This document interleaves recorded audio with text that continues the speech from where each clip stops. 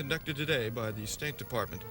The open forum is led by former Senator and now senior State Department official Tim Wirth. Mr. Wirth discussed global issues and diplomatic challenges that face the Clinton administration.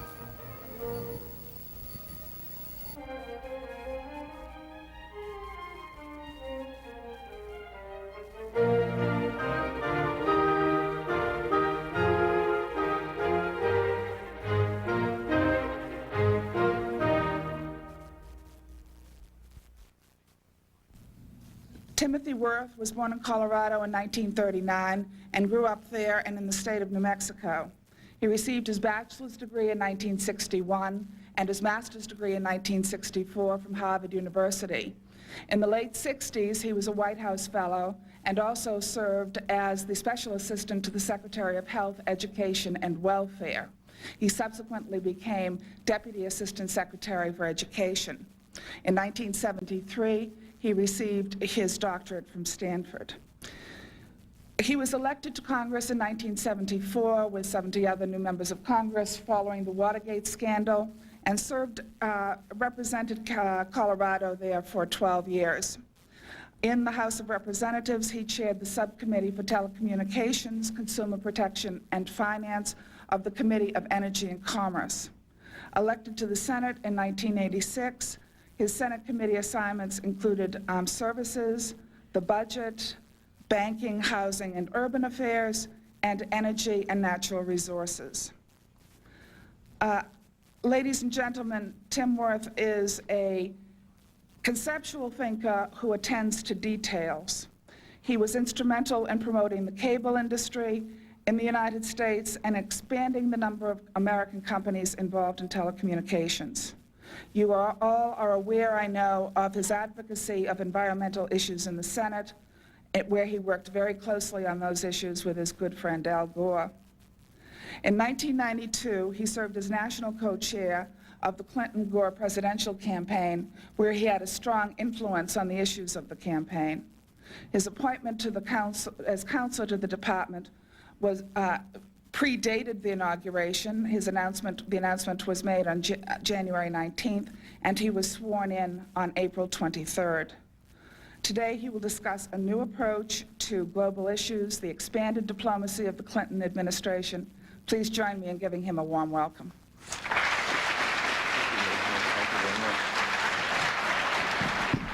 Thank you very much, Rosemary. The Global Affairs Unit, which is new to the organization, has very deep sort of experiential and intellectual roots for all of us. In terms of our experience, everybody in this room, has a lifetime that is really rooted in the Cold War. Our nation's goals, our nation's priorities, the way in which we set up the budget, the way in which we set up our government's institutions for doing our business around the world, were all a reflection of the Cold War confrontation. They were all a reflection of an ideological battle, an economic battle, a major confrontation that dominated our lives in our country for 50 years. That thankfully is over. The United States was victorious in that consequence. The commitment that our country made, that our citizens made, that our taxpayers made for such a long period of time turned out to be a commitment that was worthwhile, turned out to be a commitment for which people in the country are rewarded. But the change from the Cold War also changes all of our lives and changes the framework in which we live. The old assumptions that were easily made, the old confrontations that defined our world and that made our lives relatively simple from choices between good and bad, right and wrong, what ideology was correct, what was not correct, are all gone. And out there is a massive vacuum that is being filled with a whole variety of new forces, much more difficult to understand, much more ambiguous, much more challenging in many ways, and also for the American people and for the United States of America, in many, many ways, much less secure than the world in which we found ourselves before. And it is the challenges of that vacuum that are really probably best summarized in this unit of the Undersecretary for Global Affairs. Most importantly, the commitments that President Clinton, Vice President Gore, Secretary Christopher have made to this new set of challenges. I need not remind all of you of the organization that went into this. The Global 2000 report coming out of the State Department was the State Department's own professional view of a changing world and that we ought to reorganize the State Department to do so. The Carnegie Commission report is part of the transition done for transition teams, both Republicans and Democrats, focused on the need to reorganize the department. And the new administration coming in had a very deep commitment to this new set of issues. Then candidate Clinton spoke about these at great length during the campaign. You remember his discussion of the new foreign policy priorities of the country, which very clearly reflected, ended up, the first part being economic security, the second part being our military security, and the third part, the package of global issues, including the issues that we're responsible for, which I will come to, and the economic package. Vice President Gore, I need not remind you, has a very deep intellectual and experience involvement in this, probably with a first and foremost love for the set of environmental issues and a very long time commitment to leadership on that. He was the chairman, as you know, of the U.S. delegation to the Rio Summit in June of 1992. And Secretary Christopher, who has spoken over and over and over again and with increasing intensity about the basket of global issues and the priority and the changing need of the department. I was struck by his interviews most recently, those of you who read those transcripts in which he is talking about his own legacy and what he dreams a successful secretary would do, which would not only be prevention of conflict, but also would be to reorient American foreign policy, to be redirecting and taking care and dealing with this new set of issues. And it's not unique to the government that we find ourselves focused on these issues at all, either. The intellectual community in the country, Paul Kennedy's Preparing for the 21st Century, fine book on changing priorities, the very famous historian at Yale, probably set that tone very well a year ago with that book. We see faculties reorganizing themselves and understanding a great change, great pressure from students and young people to become immersed in and involved in these issues. The Global Affairs Unit that I've been asked to undertake is all about change. The change in the world in which we live, the environment in which we find ourselves, the global climate in which all of us have been asked to serve our country. Finally, the fourth priority that is iterated over and over and over again is the commitment to sustainable development, that we in the United States and the rest of the world have got to put ourselves economically on a pattern where we are not robbing from future generations as we are today. Very closely tied, obviously, to the environment, very closely tied to population. The notion of sustainable development and thinking differently about the economics and our role of economics in the world becomes absolutely crucial. Those four new priorities, democracy, population, the environment, sustainable development, mark the organization and the reorganization of our thinking in this country, mark the reorganization and reprioritizing of our foreign policy goals, in addition to our traditional and very just commitments to military security and economic stability. The addition of those major priorities become absolutely crucial, and we are thinking and weaving into American foreign policy democracy, population, environment, and sustainable development. And we have to reorganize our institutions to do that. That's the purpose of the global unit and these four bureaus, some of which are similar to what we had before, some of which are very new and challenged in a different kind of a fashion, all of which have cutting across them this new set of priorities and new constituencies and the desire to change and be advocates. We must be, if we are committed to these new sets of goals, we must be in this department advocates, we must be in this government advocates, and we in the United States must be for the world advocates, because if we are not advocates, who is going to do that job of advocacy? It will not, I would suggest to you, be done if the United States doesn't take that on. We not only have these challenges, and let me close with two other comments, we not only have these challenges, but we have outside of us two very different other kinds of pressures, different from anything that we have faced before, which we in the State Department, those of us concerned about reformulation of American foreign policy, have to come to understand. One set of those is our constituency. There is no institution that in one way or another does not have a constituency. If you're selling automobiles, you have a constituency to the people who are buying those automobiles, to the people who manufacture those automobiles, to the repair process, and you think about those various constituencies. If you're selling insurance, you do that. If you're in a university, you do that. You're thinking about alumni and students and parents and your communities and so on. And we in the State Department have to start thinking in a very different way about our constituencies as well. For 50 years, we haven't had to do that in the Department of State. For 50 years, that constituency was very clearly defined by the old Cold War and pretty much done by the Defense Department, who went to the Hill and organized the constituencies and organized the pressure groups and made sure that we had the support in the State Department for the job that we had to do. For the most part, that was something that was not left to the State Department to do. We did not have to work those constituencies. We did not have to speak to those constituencies around the country. We did not have to really be an advocate, because that was a job done by the existence of the Cold War and done by other institutions politically, for us.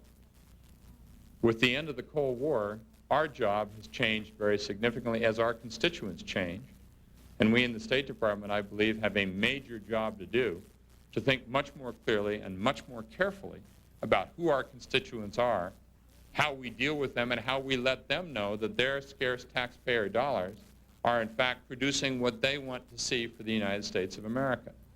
And let me list a few of those. I mean, think about the environmental groups that are out there who are deeply concerned about the job and the role that we play and the leadership role that we have undertaken in the last 6 months and are there to support this mission. Think about the refugee community, who has been such strong supporters of the State Department, have gone and made sure that our budget is soundly supported. A refugee community that is a reflection of much of the United States of America, which is in fact a nation of refugees, where we have to reach out to that community in a much better way than we have before. The population world in which, you talk to any thoughtful group of individuals anywhere in the United States about what our long-term problems and prospects are, and the issue of population will come up, and will come up very rapidly, and there are population chapters in one form or another all across the country. We have constituencies that we haven't even begun to reach and talk to. And if this department is going to get over this time of very, very strong budget pressures on the department, if the department is going to have the kind of support that it's going to need to undertake the missions that we have been asked to undertake, we have to have constituencies across the country that are going to support this. Money does not grow on trees. Support doesn't grow on trees. A very different attitude is going to have to be taken by the department, I believe, to reach out to these constituencies, to cultivate them, and to have them working with us, and to become much more a part of what we do here. Secretary Christopher talked in his opening address in this auditorium in the middle of January about America's desk. Well, we are America's desk to all of these constituencies. We are behind that desk dealing with all of those constituencies who want to talk to us about what they see this country ought to be. We have to open ourselves up in a very different way to those constituencies. We have to get them to become accustomed to being a much more open process than I think the department has been used to being, and the Secretary said that very clearly in early January. It has everything to do with the support for the institution. We cannot whine and say, well, it's budget problems, or it's this problem or that problem, and that's why we have problems. We have to go, that's why we're not getting the budget that's needed, or we don't have the resources to do the job that's expected of it. This department has got to be much, much more sensible and much more modern, I think, about dealing with a new constituency world at the end of the Cold War. That's problem number one that kind of overlays or structurally makes our job different than it's been before. And problem number two, I would suggest to you, and I will stop with this, are two other inexorable pressures that are happening that are very different from anything we've dealt with. And those are what I would call pressures up and pressures down. The pressures up are for us to deal in a multilateral environment. The old bilateral relationships are convenient and useful and important and necessary in some ways, but increasingly we are finding ourselves having to deal with multilateral institutions. We see that in successful peacekeeping efforts in Cambodia, more problematic issues in Somalia and Bosnia. But peacekeeping assumes a multilateral stage. We look at international narcotics control, which is increasingly going to have to be a shared set of responsibilities. United Nations population programs, how do we deal with China?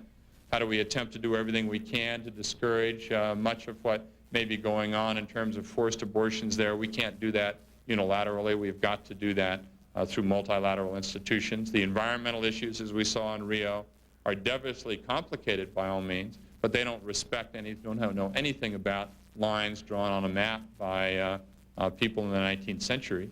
Global climate change or biodiversity or the great challenges that we face in the environment, are multilateral in nature and have to be dealt with them. And we are increasingly going to have to deal with these multilateral institutions and be part of them and lead them as well. But to date, we have not reflected that in the way in which we budget ourselves and we supported those multilateral institutions. It's, as we all know, the budget crisis in which we deal. But if we look, for example, at dealing economically around the world, the leverage that we get out of international financial institutions is enormously important. And yet we are, as we know, the greatest debtor in the world in dealing with the World Bank and the development banks. We're way behind the curve. And just exactly at a time when we should be exerting leadership, we're dropping behind on that because we're not paying our bills.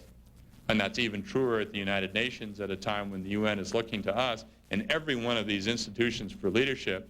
We're skating on very, very thin ice because we are, as has been said over and over and over again, the world's largest debtor. So the opportunities and the responsibilities of that kind of multilateral environment are ones in which we have tremendous leverage. Again, the world is looking to us and begging us for leadership, and we have got to exercise that. We've got to exercise that by understanding and leading in the complexities of these multilateral environments, but we also have to support them. And the other inexorable pressure is a pressure down, and that's a pressure to localism. It has been said by one famous politician, Thomas P. Tip O'Neill, that all politics is local. And he's exactly right. The country is rooted in local politics. And there's a pressure in the United States today to decentralize. There's a pressure all over the world to decentralize. The old nation state, as we have known it, as a symbol of authority and as a root of power, is changing very quickly with that pressure up and this other pressure down. Just look at the G7. We went to the G7 and looked at 7 fundamentally wounded leaders politically, not wounded because of what they were doing. All of them have reached out and attempted to change, but wounded because the institution with which they are dealing, that nation state, is under very fierce pressure to decentralize and to change. And it's not just true of politicians having trouble doing that. Try to think, who is the major figure in American higher education today, similar to, say, what Clark Kerr might have been 20 years ago?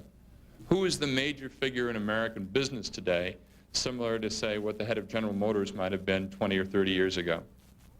The networks are challenged. No longer do we have 3 networks, but we have an enormous pressure to decentralize and to deliver programming and information in completely different ways. Our society is one that is going local, and that pressure is going local, and that challenges our ability to do the job that we have to do. We have to think differently about how we deal with foreign policy. How do we make foreign policy relevant to those local institutions? How do we do that? How do we carry that out? How do we deal with them? How do we respond to the needs and desires of all of those local constituencies, again, part of that inexorable pressure down? So if our job is not difficult enough, taking on the end of the Cold War and filling it with a new set of policies, it's made it, and that is a tough and challenging and wonderfully interesting challenge by itself. You think of what is expected of us, but institutionally it's going to be harder for us to do, and we have to recognize that as well. It's going to be institutionally more difficult for us to do because of the changing nature of constituencies and because those pressures which are really changing our traditional view of what institutions ought to be. The global affairs portfolio is a very challenging one. The global affairs issue is enormously challenging. And I would like to close by introducing some of the people I think most of you know who are going to be playing key jobs in that. Some of them are here today and some of them aren't. I don't know which ones aren't, but I'm going to introduce just 5. First, Eleanor Constable, who's running the Bureau of Oceans, Environment, and Science, who's over here. Eleanor, if you would stand up and say hello. Right? Warren Zimmerman, who is here running Population, Refugees, and Migration. I don't know if Bob Gilbart is here in narcotics, terrorism, and crime. Is Bob here? He's probably off chasing Chinese boats coming in, right? And finally, John Shattuck, who is Democracy, Human Rights, and Labor. And Jessica Matthews, who is Deputy to the Undersecretary. Is Jessica here? Well, we got 2 out of 5. You see, they all got serious work to do. Anyway, thank you all very much for asking me to join you today. And let me stop with that, and let's get to your questions. Thank you very much.